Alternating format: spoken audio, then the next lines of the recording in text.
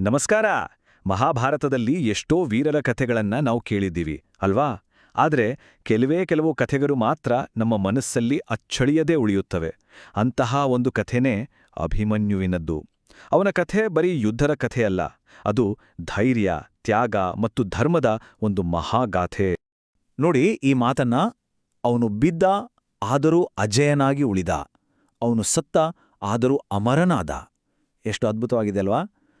ಅಭಿಮನ್ಯುನ ಇಡೀ ಜೀವನದ ಸಾರಾಂಶವೇ ಈ ಒಂದು ವಾಕ್ಯದಲ್ಲಿದೆ.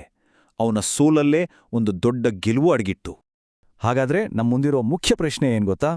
16 ವರ್ಷದ ಒಬ್ಬ ಹುಡುಗ, ಅದು ಎಂಥ ಹುಡುಗ ಅಂದ್ರೆ ಇಡೀ ಒಂದು ಮಹಾಯುದ್ಧದ ದಿಕ್ಕನ್ನೇ ಬದಲಿಸ್ಬಿಟ್ಟ. ಅದು ಹೇಗೆ ಸಾಧ್ಯವಾಯಿತು? ಬನ್ನಿ ಈ ಕಥೆಯೊಳಗೆ ಇಳಿದು ನೋಡೋಣ. ಸರಿ, ಮೊದಲು ಅಭಿಮನ್ಯುವನ ಹುಟ್ಟಿನ ಬಗ್ಗೆನೇ ಮಾತಾಡೋಣ. ಯಾಕಂದ್ರೆ ಅವನ ಹಣೆಬರಹ ಅವನ ಹುಟ್ಟಕ್ಕೂ ಮುಂಚೆನೇ ಬರೆಯಲಾಗಿತ್ತು. ಅವನ ವಂಶಾವಳಿಯನ್ನೊಮ್ಮೆ ನೋಡಿ. ತಂದೆ ಜಗತ್ತಿನ ಶ್ರೇಷ್ಠ ಬಿಲ್ಲುಗಾರ ಅರ್ಜುನ, ತಾಯಿ ಸುಭದ್ರೆ ಅಂದ್ರೆ ಸಾಕ್ಷಾತ್ ಶ್ರೀಕೃಷ್ಣನ ಸೋದರಳಿಯ. ಅವನ ರಕ್ತದಲ್ಲೇ ಶೌರ್ಯ, ಪರಾಕ್ರಮ ಎಲ್ಲವೂ ಹರಿದ್ಬರ್ತಿತ್ತು. ಅವನ ಈ ಅಸಾಮಾನ್ಯ ಜ್ಞಾನಕ್ಕೆ ಕಾರಣ ಏನು ಗೊತ್ತಾ? ಗರ್ಭ ಸಂಸ್ಕಾರ ಅನ್ನೋ ನಮ್ಮ ಪ್ರಾಚೀನ ಪರಿಕಲ್ಪನೆ. ಅಂದ್ರೆ ಒಂದು ಮಗು ತಾಯಿಯ ಗರ್ಭದಲ್ಲಿದ್ದಾಗಲೇ ಜ್ಞಾನವನ್ನ, ಭಾವನೆಗಳನ್ನ ಹೀರ್ಕೊಳಕ್ ಶುರು ಮಾಡುತ್ತೆ ಅಂತ. ಇಲ್ಲೇ ನೋಡಿ ಕಥೆ ಶುರುವಾಗೋದು. ಒಂದು ದಿನ ಅರ್ಜುನ ತನ್ನ ಪತ್ನಿ ಸುಭದ್ರೆಗೆ ಮಾರಣಾಂತಿಕವಾದ ಚಕ್ರವ್ಯೂಹ ಅನ್ನೋ ಯುದ್ಧತಂತ್ರದ ಬಗ್ಗೆ ವಿವರಿಸ್ತಾ ಇರ್ತಾನೆ. ಗರ್ಭದಲ್ಲಿದ್ದ ಅಭಿಮನ್ಯು ಎಲ್ಲವನ್ನೂ ತುಂಬಾನೇ ಗಮನವಿಟ್ಟು ಕೇಳ್ತಿದ್ದ. ಬಹುಶಃ ಅದೇ ಅವನ ಹಣೆಬರಹವನ್ನ ನಿರ್ಧರಿಸಿದ ಕ್ಷಣ. ಆದ್ರೆ ಇಲ್ಲೊಂದು ದೊಡ್ಡ ದುರಂತ ಆಗಿ ಹೋಯಿತು. ಕಥೆ ಕೇಳ್ತಾ ಕೇಳ್ತಾ ಸುಭದ್ರೆಗೆ ನಿದ್ದೆ ಬಂದ್ಬಿಡ್ತು. ಹಾಗಾಗಿ ಅಭಿಮನ್ಯು ಚಕ್ರವ್ಯೂಹದ ಒಳಗೆ ಹೋಗೋದು ಹೇಗೆ ಅಂತ ಪೂರ್ತಿಯಾಗಿ ಕಲಿತ, ಆದರೆ ಅದರಿಂದ ವಾಪಸ್ ಬರೋದು ಹೇಗೆ ಅಂತ ಮಾತ್ರ ಅವನಿಗೆ ತಿಳಿಯಲೇ ಇಲ್ಲ. ಈ ಅರ್ಧಂಬರ್ಧ ಜ್ಞಾನವೇ ಅವನ ವಿಧಿಯನ್ನ ಬರೆದುಬಿಡ್ತು. ಈಗ ನೇರವಾಗಿ ಕುರುಕ್ಷೇತ್ರ ಯುದ್ಧದ 13ನೇ ದಿನಕ್ಕೆ ಹೋಗೋಣ. ಇದು ಇತಿಹಾಸದ ಪುಟಗಳಲ್ಲಿ ರಕ್ತದಿಂದ ಬರೆದಿಟ್ಟ ದಿನ. ತುಂಬಾನೇ ನಿರ್ಣಾಯಕವಾದ ದಿನ. ಅಂದು ಕೌರವರು ಒಂದು ಕುತಂತ್ರ ಮಾಡಿದ್ರು. ಪಾಂಡವರ ಅತಿದೊಡ್ಡ ಶಕ್ತಿ ಅಂದ್ರೆ ಅರ್ಜುನನನ್ನ ಯುದ್ಧದಿಂದ ದೂರ ಬೇರೆ ಎಲ್ಲೋ ಹೋರಾಡೋ ಹಾಗೆ ಮಾಡಿಬಿಟ್ರು. ಅದೇ ಸಮಯಕ್ಕೆ ದ್ರೋಣಾಚಾರ್ಯರು ಚಕ್ರವ್ಯೂಹವನ್ನ ರಚಿಸಿದ್ರು. ಇದು ಸುಮ್ಮನೆ ಒಂದು ಸೇನಾರಚನೆ ಅಲ್ಲ, ಇದು ತಿರುಗುತ್ತಲೇ ಇರುವೊಂದು ಸಾವಿನ ಸುಳಿ.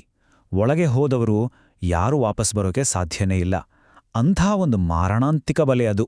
ಪಾಂಡವರ ಪಾಳಯದಲ್ಲಿ ಆತಂಕ, ನಿರಾಸೆ. ಆಗ ಮುಂದೆ ಬಂದಿದ್ದು ಕೇವಲ 16 ವರ್ಷದ ಅಭಿಮನ್ಯು.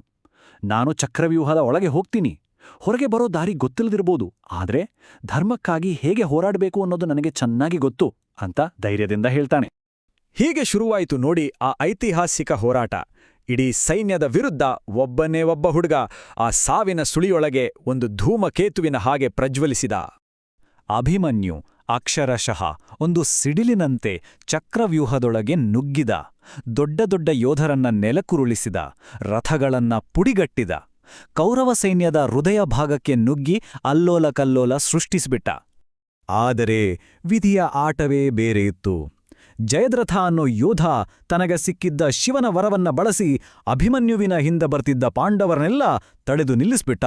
ಇದ್ದಕ್ಕಿದ್ದಂತೆ ಆ ಯುವ ವೀರ ಸಾವಿನ ಸುಳಿಯೊಳಗೆ ಒಬ್ಬಂಟಿಯಾಗಿಬಿಟ್ಟ. ಆ ಕ್ಷಣದಲ್ಲಿ ಯುದ್ಧ ಅನ್ನೋದು ತನ್ನೆಲ್ಲ ನಿಯಮಗಳನ್ನ, ಗೌರವವನ್ನ ಕಳ್ಕೊಳ್ತು. ಅದು ಧರ್ಮಯುದ್ಧವಾಗಿ ಉಳಿಲೇ ಇಲ್ಲ. ಒಳಗೆ ಸಿಕ್ಕಿಬಿದ್ದಿದ್ದು ಕೇವಲ ಒಬ್ಬ ಯೋಧ.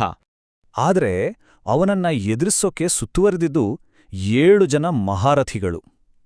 ಯೋಚನೆ ಮಾಡಿ, ಇದು ಯುದ್ಧನ? ಇಲ್ಲ, ಇದು ಅಧರ್ಮದ ಪರಮಾವಧಿ.